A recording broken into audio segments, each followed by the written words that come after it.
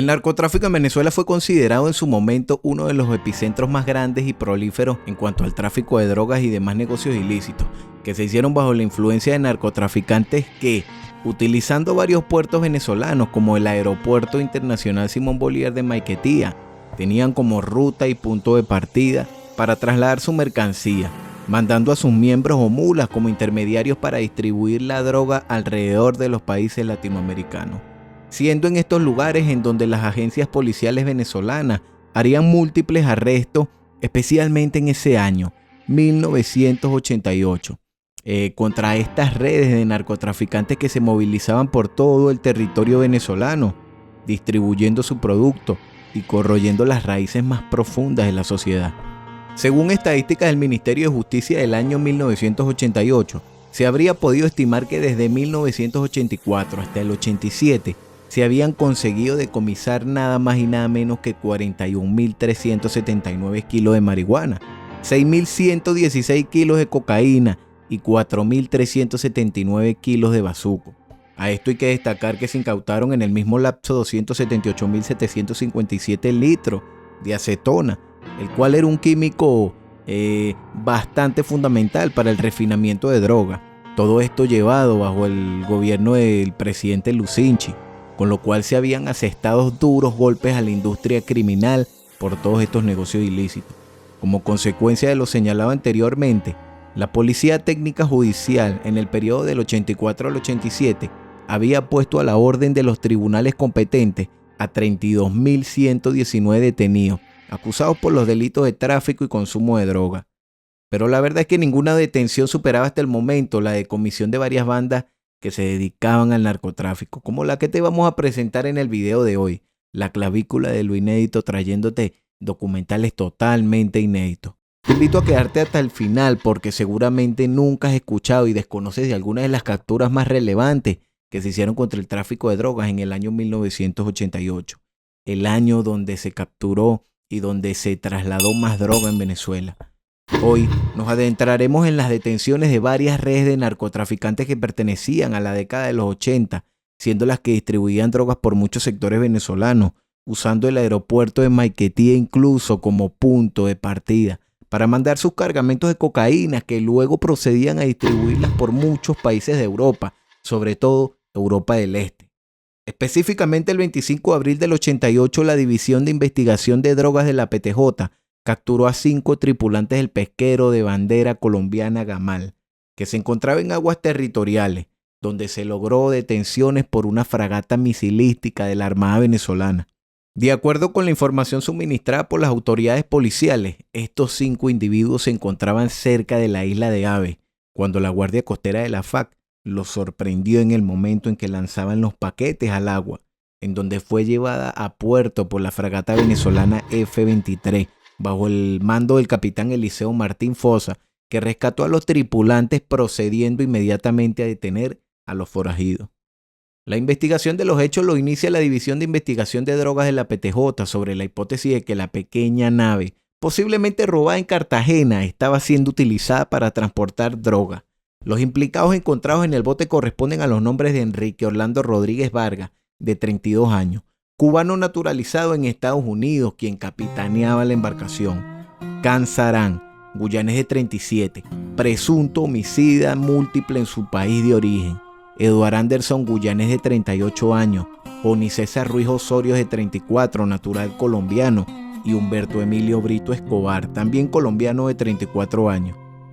Ante esto, la PTJ haría contacto con el DAS colombiana a través de la Interpol y les comunicarían que una embarcación con características similares a la descrita en su informe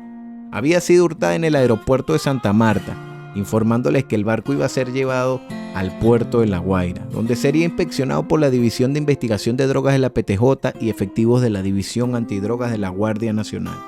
Según la PTJ, los tripulantes del Gamal, al observar que se acercaba la fragata de la Armada venezolana, lanzaron varios paquetes impermeabilizados al mar con cargamento de cocaína. Posteriormente, el barco sería nuevamente sometido a un barrido por la División Criminalística, buscando resultados de tal experticia, afirmando que es muy significativo que se decidiera abrir el expediente en la División de Investigación de Drogas.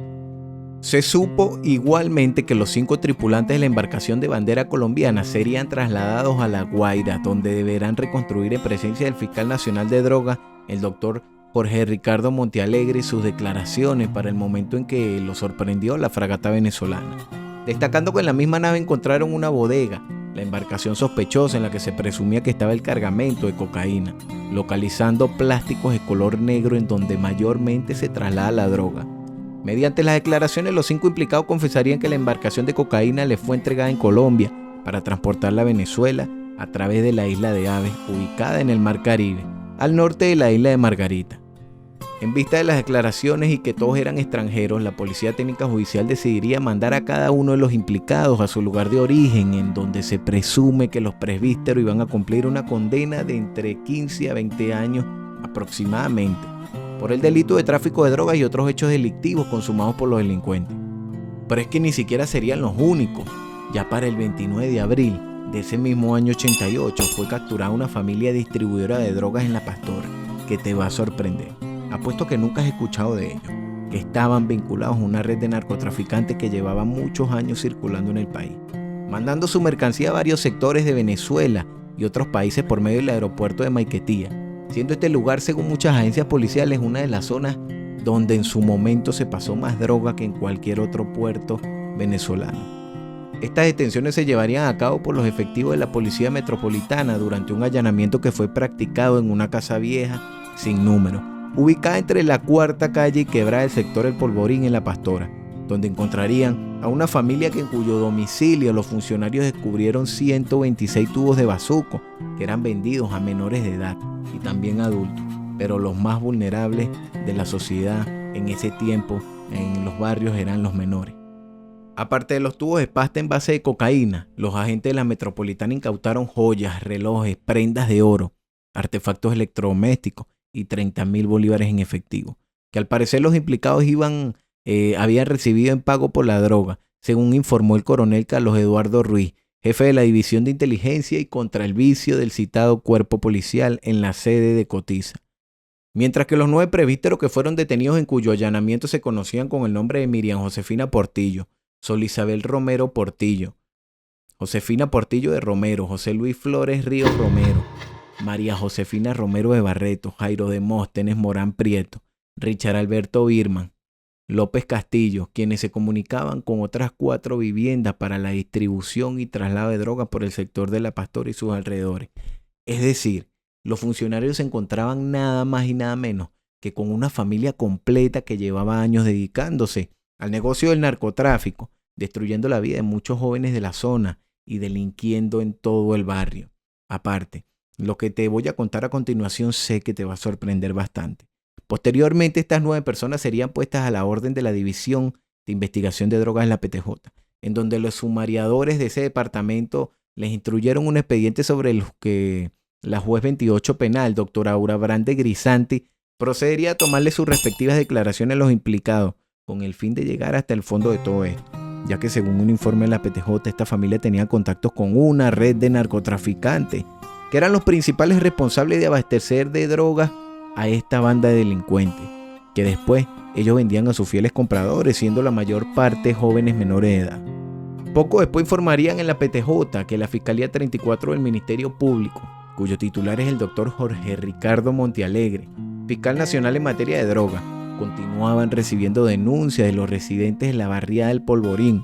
cuyos hijos y familiares en general estaban expuestos a un inminente peligro por la forma por demás descarada, según lo aportado por la Policía Metropolitana, cómo eran vendidas las porciones de droga a los menores del sector. Ante esto, los detectives de la Policía Técnica Judicial inspeccionarían nuevamente la casa del barrio El Polvorín en La Pastora, y lo que encontrarían lo dejaría petrificado. Verificaron que tenían una especie de galería por la cual se comunicaban los miembros de la familia conectada. Incluso lo utilizaban como un pasadizo subterráneo para evadir a la policía, algo nunca visto en Venezuela, siendo de esta forma que lograban trasladar una gran parte de la droga a sus cómplices que pertenecían a la red de narcotraficantes. Para el 2 de mayo, durante las declaraciones de los miembros de la familia de narcotraficantes, bajo las órdenes de la juez 28 penal, la doctora Brande Grisanti, uno de los miembros se quebraría y daría información bastante importante sobre un cargamento de droga que se iba a llevar para el lunes 9 de mayo en el Aeropuerto Internacional de Maiquetía, comandado por uno de sus miembros y por otra banda de narcotraficantes. Mientras tanto, en España, el 4 de mayo se daría la noticia de que sores del narcotráfico se habían instalado en territorio español, apuntando que 5 de los principales narcotraficantes de cocaína del mundo habían instalado sus empresas ya en España, desde donde distribuían la droga en Europa, según la información que se publicó en el diario madrileño El País. Ya para ese fatídico día 9 de mayo, un viajero procedente de Falcón que iba con destino a París con 22 kilos de cocaína en una maleta y 2 kilos más de droga adhería a su cuerpo en 2 envoltorios que sujetaba con una faja, fue detenido en el Aeropuerto Internacional Simón Bolívar de Maiquetía por detectives de la PTJ. Las autoridades policiales lo identificaron como Heriberto Antonio Bella, venezolano que portaba un pasaporte falsificado donde aparece como de nacionalidad argentina y el falso nombre de Luis Enrique Acosta Carvajal, afirmando la PTJ que el detenido coincidía con las declaraciones hechas el 2 de mayo por uno de los miembros de la familia de narcotraficantes sobre el cargamento de cocaína que se iba a llevar a cabo ese día de Venezuela a París, a través del aeropuerto de Maiquetía, como era de costumbre, usando a este sujeto como intermediario para trasladar la mercancía. Cabe destacar que esta detención se llevó a cabo por el jefe de la División de Investigación de Drogas, Francisco Armando Sibila, en donde él mismo bajó al aeropuerto y procedió a la detención del narcotraficante cuando abandonó el avión de Air France que lo llevaba a París. Más adelante declararía que el presbítero Heriberto Antonio Bella bajó del aparato y se encaminó a las mini tiendas del aeropuerto con la intención de adquirir un souvenir para llevarlo a una amiga en París, mientras que los detectives de la DIT que lo observaban lo esperaron fuera de la área internacional y lo detuvieron. Lo que procedió a que inmediatamente fuera llamado un fiscal del Ministerio Público para que procediera a dar la orden de revisar la valija.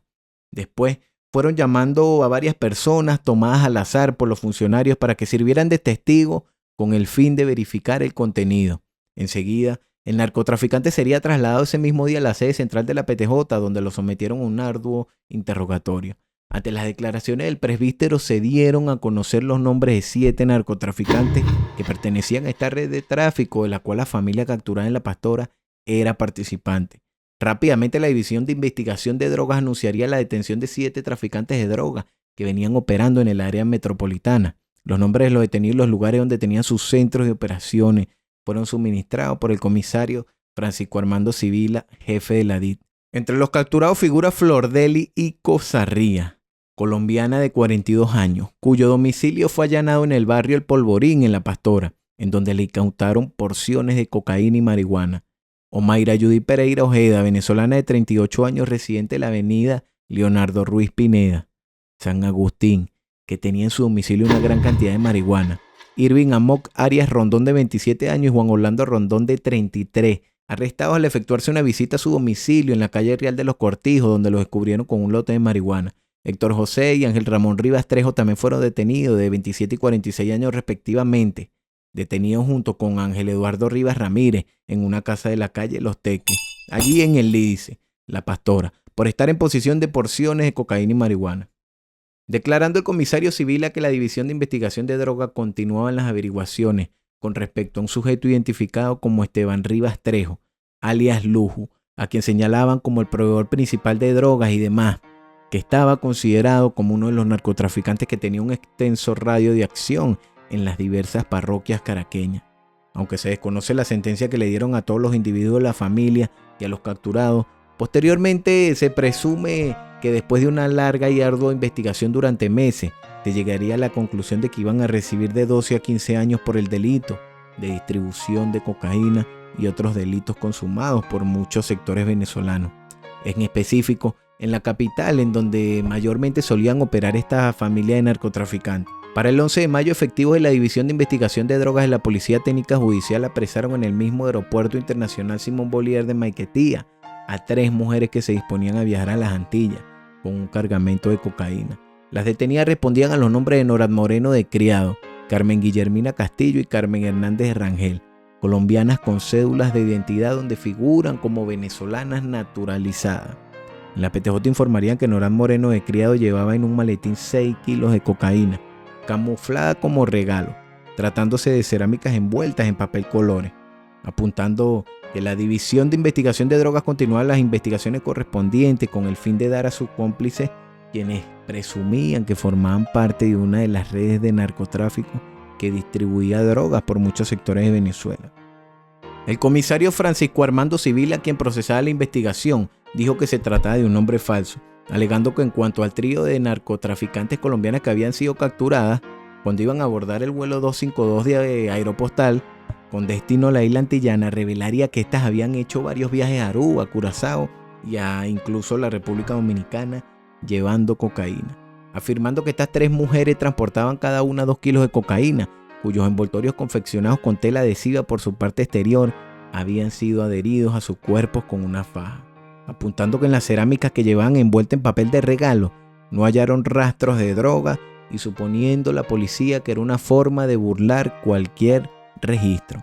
Igualmente reveló el jefe policial que la captura del trío de mujeres era el producto de un trabajo de pesquisaje que se venía realizando desde hace unos 4 meses. Un informante de la PTJ poco después señalaría que las 3 mujeres al llegar al aeropuerto Simón Bolívar lucían muy nerviosas, como si un sexto sentido les avisara que habían sido descubiertas, declarando que 2 se habían perdido en el aeropuerto y la tercera, Nora Moreno, de criado, fue detenida y al ser sometida a registro descubrieron la droga que tenía oculta debajo de su ropa interior, en donde minutos posteriores caerían en poder de las pesquisas las otras 2 implicadas, apuntando que una se encontraba oculta en el avión todavía, en ese avión que iba a Curazao, y la otra cuando trataba de adelantarse en la cola para abordar el vuelo. Al parecer todo ese movimiento había sido observado por el supuesto Tobillón, quien aprovechó para dejar el ticket en manos de la operadora para después desaparecer del aeropuerto. El 12 de mayo serían sometidas a fuertes interrogatorios y se conocería que el sujeto que las entregaba la droga para llevarla a diversos lugares de las Antillas utilizaba el nombre de Carlos Rojas, describiéndolo como un sujeto amanerado, quien las llevaba a un hotel de la avenida Baral y él mismo le fijaba las fajas con el contrabando de cocaína,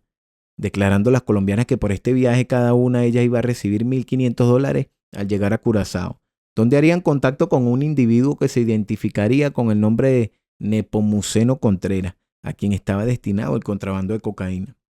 Procedimiento que llevaría al comisario Francisco Armando Sibila a comunicarse con las autoridades policiales curazoleñas a través de Interpol para que trataran de dar con el paradero del tal Nepomuceno Contreras, agregando que en cuanto a Carlos Rojas ya se habían puesto alertas a las autoridades para que lo buscaran en Caracas, sobre todo en el litoral central, suponiendo los investigadores que Rojas y Tobillón eran una misma persona. La PTJ también alegaría que las 3 colombianas tenían pasaporte otorgado por las autoridades venezolanas, iniciándose averiguaciones a fin de establecer cómo las adquirieron. La tarde de ese 12 de mayo, según una fuente de la misma PTJ, revelaría que mediante los aportes informativos de las 3 mujeres detenidas se lograron la captura de 5 narcotraficantes en la avenida Baral, tras seguir el rastro del sujeto Carlos Rojas, en donde los detectives de la División de Investigación de Drogas de la PTJ descubrieron la guarida de una banda de traficantes en la avenida Baral y se sorprendieron al encontrarse entre ellos al colombiano Jaime Alberto Vargas Rodríguez, narcotraficante de poder, de peso, capturado ya en julio del 87, con un cargamento de cocaína y puesto a la orden de un tribunal de primera instancia penal.